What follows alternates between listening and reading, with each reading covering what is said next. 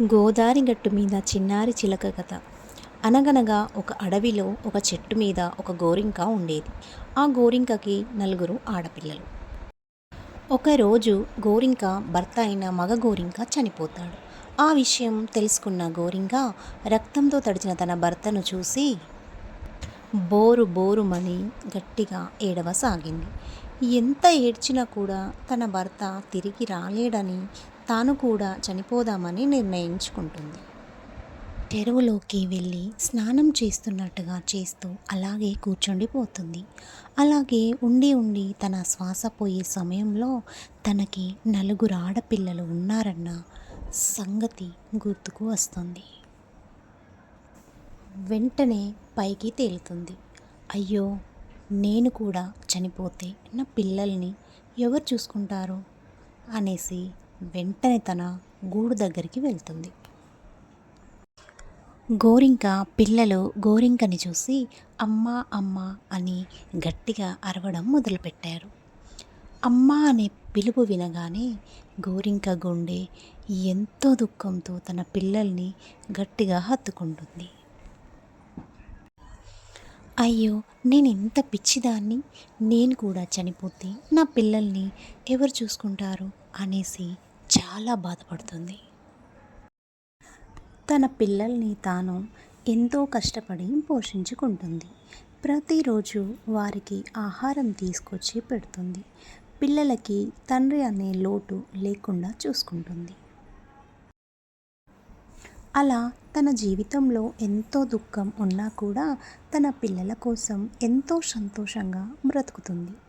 అలా కొంతకాలం గడిచిన తర్వాత ఒకరోజు గోరింక పిల్లలకి ఆహారం తీసుకురావడానికి బయటకు వెళ్తుంది.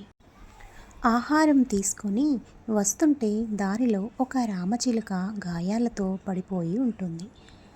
వెంటనే గోరింక చిలుకను చూసి బాధతో అరరే, ఇలా జరిగిందేమిటి అని తన వీపు మీద తీసుకొని ఒక చెట్టు కింద కూర్చోబెడుతుంది.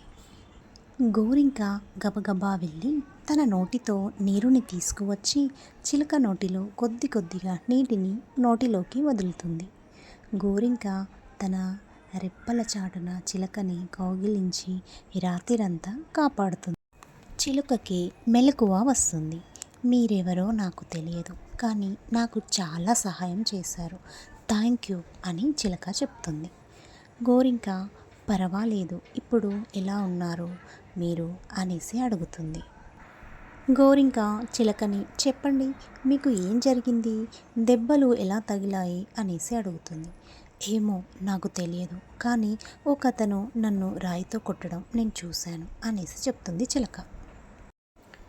సరే సరే, ఇక జాగ్రత్తగా ఉండండి, నేను బయలుదేరాలి, నా కోసం నా పిల్లలు ఎదురు చూస్తూ ఉంటారు, ఇప్పటికే చాలా ఆలస్యం అయిపోయింది, నేను వెళ్ళాలి, వస్తాను, జాగ్రత్త అంటూ గోరింక వెళ్ళిపోతుంది. అలా కొన్ని రోజులు గడుస్తాయి. రామచిలుక ప్రతిరోజు గోరింక గురించి ఆలోచిస్తూ ఉంటుంది. ప్రతిరోజు తన గూడు దగ్గరికి వెళ్ళి గోరింకని చూసి చాలా సంతోషపడుతుంది. ఎందుకంటే చిలక గోరింకని చాలా గాఢంగా ప్రేమిస్తుంది. ఒకరోజు చిలకమ్మ గోరింకని కలిసి చాలా ఆప్యాయంగా మాట్లాడడం మొదలుపెట్టింది. అలా మాట్లాడుతూ మాట్లాడుతూ తన మనసులో ఉన్న మాటని బయటపెట్టేసింది. చూడు గోరింక, నేను నిన్ను చాలా గాఢంగా ప్రేమిస్తున్నాను, నువ్వంటే నాకు చాలా చాలా ఇష్టం అనేసి చిలుక గోరింకతో చెప్తుంది.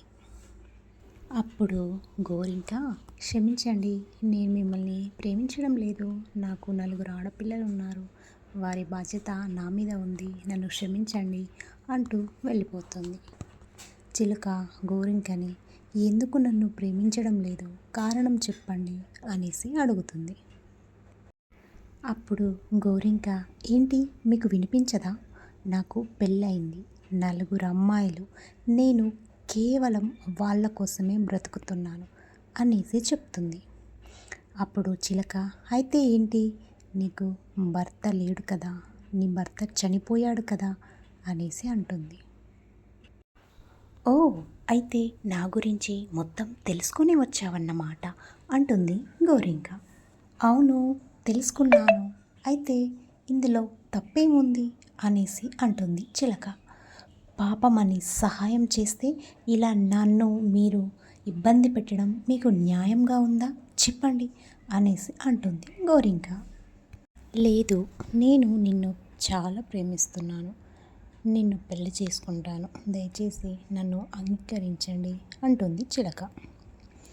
మీరెన్నైనా చెప్పండి, నేను మాత్రం మిమ్మల్ని పెళ్లి చేసుకోను. నా భర్త నా మనసులోనే ఉన్నాడు. నా భర్త అంటే నాకు ప్రాణం. తనని నేను మర్చిపోలేను. తన ప్రతిరూపం ఎప్పుడూ నా గుండెల్లోనే ఉంటుంది. తన జ్ఞాపకాలతో జీవితాంతం ఇలాగే బ్రతికిస్తాను. నన్ను క్షమించండి, దయచేసి నన్ను వెళ్ళనివ్వండి అంటూ గోరింక వెళ్ళిపోతుంది. చిలుక ఎంతో ఆనందంతో వచ్చి తన గుండె నిండా ఎంతో బాధతో తిరిగి వెళ్ళిపోతుంది. చిలుక గోరింకని అస్సలు మర్చిపోలేకపోతుంది. కనీసం స్నేహమైన చెయ్యమని అడగడానికి గోరింక ఇంటికి వెళ్తుంది. గోరింక, ఏంటి ఇలా మళ్ళీ వచ్చావు అనేసి అడుగుతుంది. నిన్ను ఇబ్బంది పెట్టినందుకు నన్ను క్షమించు, కనీసం నాతో స్నేహంగానైనా ఉండొచ్చు కదా అనేసి అంటుంది దీనంగా. అప్పుడు గోరింక చిలక ఎంతో బాధపడుతుందని అర్థం చేసుకొని, సరే నేను నీతో స్నేహం చేస్తాను అనేసి అంటుంది. అప్పుడు చిలక పట్టరాని ఆనందంతో గంతులు వేస్తుంది. అప్పుడు గోరింక, సరే కానీ ఒక మాట చెప్పాలి. చెప్పండి అంటుంది చిలక. మీతో నేను స్నేహం చేయాలంటే నాది ఒక కండిషన్ ఉంది. అనుకున్నాను, చెప్పండి ఏంటది అంటుంది చిలక. మరేమీ లేదు, మీరు తరచూ మా ఇంటికి రాకూడదు. ఎందుకంటే ఎవరైనా చూస్తే నన్ను తప్పుగా అనుకుంటారు. పైగా నేను నా పిల్లలని ఎంతగానో ప్రేమిస్తున్నాను. నలుగురు నా గురించి చెడుగా చెప్తే నా పిల్లలు నన్ను తప్పుగా ఊహించుకొని అసహించుకుంటే నేను భరించలేను, సహించలేను అంటుంది గోరింక. చిలక, ఓ సింతేనా, పర్వాలేదు, మీ తప్పుగా అనుకోను. నేను అస్సలు మీ ఇంటికి రాను, ఒట్టు, సరేనా అంటుంది చిలక.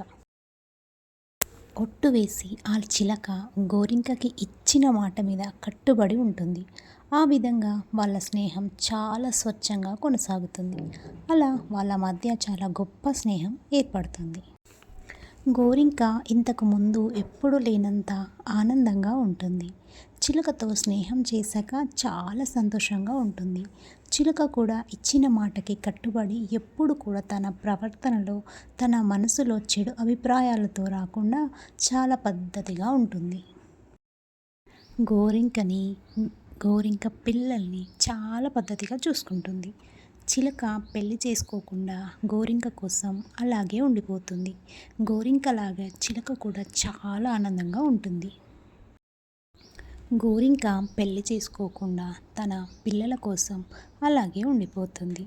అలాగే చిలక కూడా గోరింక కోసం పెళ్లి చేసుకోకుండా అలాగే ఉండిపోతుంది. ఇది గోదారి గట్టు మీద చిన్నారి చిలక కథ. హలో, ఆగండి, అసలు కథ ఇప్పుడు ఉంది. ఇది మాత్రం వినకుండా వెళ్ళకండి. విన్నారు కదా, గోదారి గట్టు మీద చిన్నారి చిలక కథ. అసలు ఈ కథలోని నీతి ఏమిటంటే, పూర్వకాలంలో పెద్దవారు కొత్తగా పెళ్ళైన వాళ్ళని చిలక గోరింకల్లా జీవించండి అనేసి అనేవారంట. అయితే పెద్దవారు ఎవరిని చూసినా కూడా చాలా ముచ్చటగా ఉంది మీ జంట, చిలక గోరింకల్లా ఉన్నారు అనేసి అనేవారు. అయితే ఆ చిలక గోరింక అనే పదం ఎలా వచ్చిందంటే చెప్తాను వినండి.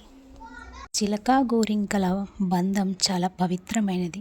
చిలక కానీ గోరింక కానీ వారి భర్తలు కానీ భార్యలు కానీ, అనగా మగ చిలక యొక్క భార్య కానీ ఆడచిలక యొక్క భర్త కానీ చనిపోతే ఆడచిలుక కానీ మగచిలుక కానీ మరొకరితో జత కట్టవు. అదేవిధంగా గోరింక కూడా అంతే. గోరింక భర్త చనిపోయినా, గోరింక భార్య చనిపోయినా వాళ్ళు మరొకరితో జత కట్టవు. ఎందుకంటే చిలుక లేదా గోరింక వారి యొక్క జీవిత భాగస్వామి పైన చాలా దృఢమైన, విశ్వాసమైన ప్రేమతో స్థిరంగా ఉంటాయి. ఆడచిలుక అయినా లేదా మగ చిలుక అయినా వారి యొక్క భార్యలు కానీ భర్తలు కానీ చనిపోతే వారి యొక్క శేష జీవితాన్ని అలాగే చివరి వరకు ఒంటరిగానే గడిపి చనిపోతాయి. అంత అన్యోన్యతమైన ప్రేమతో ఉండేవి. భార్యాభర్తలు కూడా అంతే అన్యోన్యతమైన ప్రేమతో స్థిరమైన నమ్మకంతో జీవించాలని పెద్దలు చిలక గోరింకల్లా జీవించండి అని ఆశీర్వదించేవారు. కథ అర్థమైందనుకుంటున్నాను. ఒక పక్షి తన పిల్లల కోసం తన జీవితాన్నే త్యాగం చేసి కేవలం పిల్లల కోసమే బ్రతుకుతుంది. పక్షులే అలా ఉన్నప్పుడు మరి మనుషులు కూడా ఆడవారైనా మగవారైనా వారి యొక్క జీవితంలో ఒక అడుగు ముందుకు వేసేటప్పుడు బాగా ఆలోచించి నిర్ణయం తీసుకోవాలని మా ఈ చిన్ని కథ మీకు తెలియజేస్తుంది. నమస్కారం. మా వీడియో కనుక మీకు నచ్చినట్లయితే లైక్ చేయండి, సబ్స్క్రైబ్ చేయండి, షేర్ చేయండి. మీకు నచ్చితే ఒక చిన్న కమెంట్ చేయండి. Thank you.